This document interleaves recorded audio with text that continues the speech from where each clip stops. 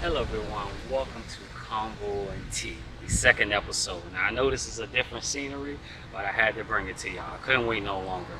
Now this subject matter is very sensitive, but it's a part of my journey, and not everyone have actually met or seen a biological father. So let's get right into it. Where do I begin?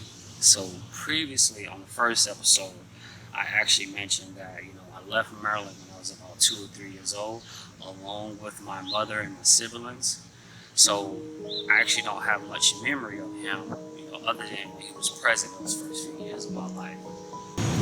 So when we left Maryland, that was the last time I actually saw him. So my mother actually had to play both parts. So she had to take along all the responsibilities, which she actually did a fantastic job at. So kudos to my mom.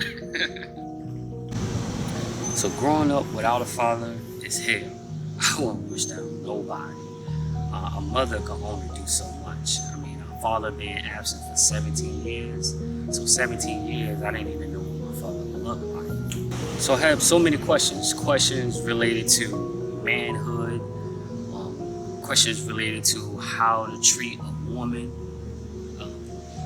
Things as far as dealing with, dating somebody, going to the prom, getting in fights, questions about sex, porn. There's just so many questions, that a father could probably help me. Obviously, a mother can do too as well, but these are just questions that, I just carry with me, and some of us take it to the grave with us. But, just things along those lines that, I never got a chance to ask him, or I still haven't asked him to this day, because our relationship is not at that point. I don't know if it ever will get at that point. So, those are just some of the questions that I had for him. The meaning behind telling the truth, consequences on telling a lie, how to drive a car. Speaking of driving a car, a female actually, you know, was there during that process of getting my license, which was my auntie Nadine Johnson, which she lived in Florida. So if it wasn't for a female, say women, I wouldn't have a license to this day. And me and her son was actually really close friends. We was like best friends at that time. Tijuana Johnson. So we pretty much did everything together.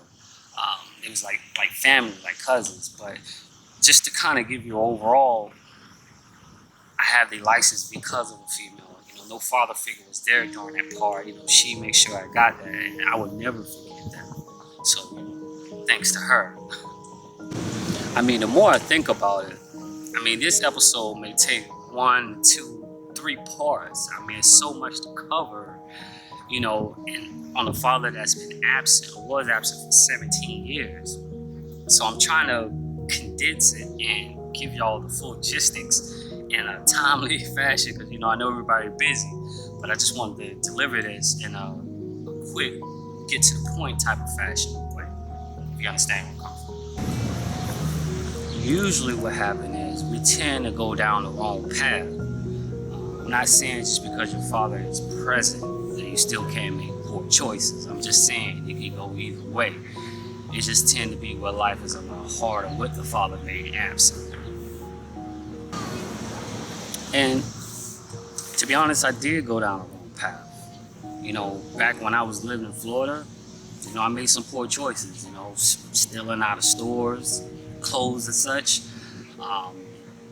stealing out of convenience stores, chips, candy, just stupid stuff, The great thing is that's all of my past.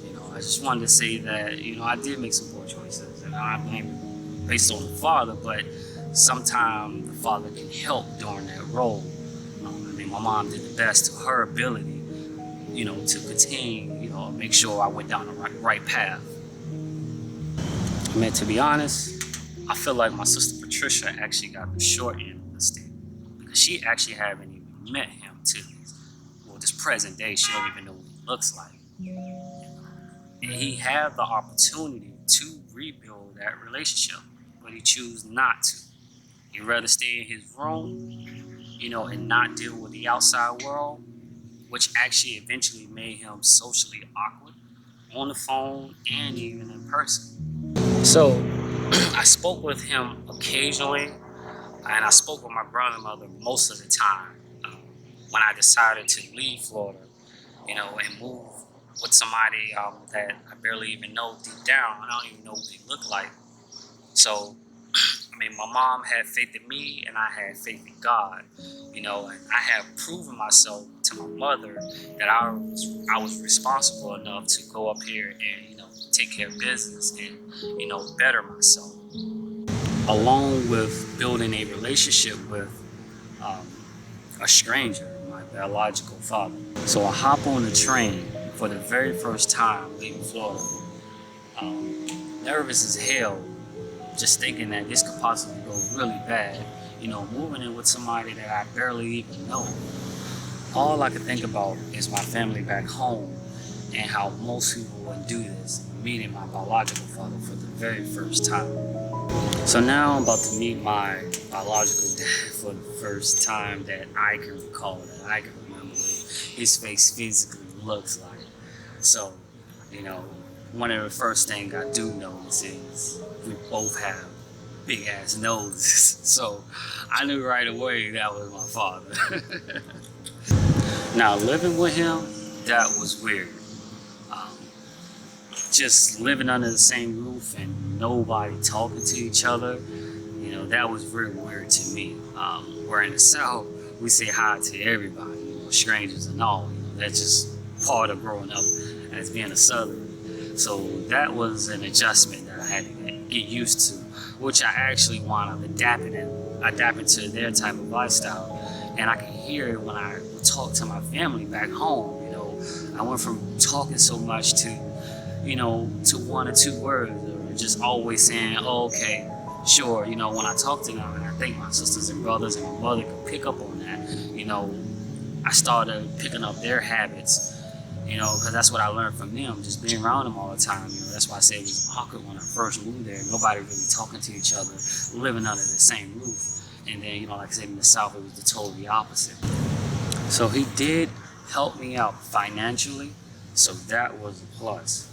But outside of that, I just had to figure it out as I go. So our relationship's been the same for about this. Ever since I moved up here, our relationship been the same for the past 11 years.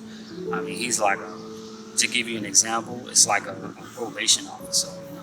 Our relationship is like that. It's somebody that I see more often than somebody who see probation officer. I would see him like once a week or every other week, and we just kind of check up with each other. I give him an update on what my current life is like, and every now and then he may ask about his daughter, but it would be very brief. And we usually talk at his room door, so it's like I would check with him, see how he doing, he'll check and see how I'm doing, and we just keep it moving. So that's pretty much how our relationship been, which I'm fine with. Now, he did teach me one thing, and that one thing is not to become like him.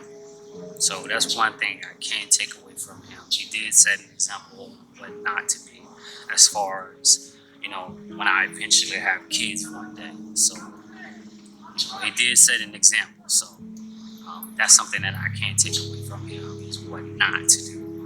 I want to thank everyone for tuning in to Convo and Tea, episode number 2. Until next time, stay blessed.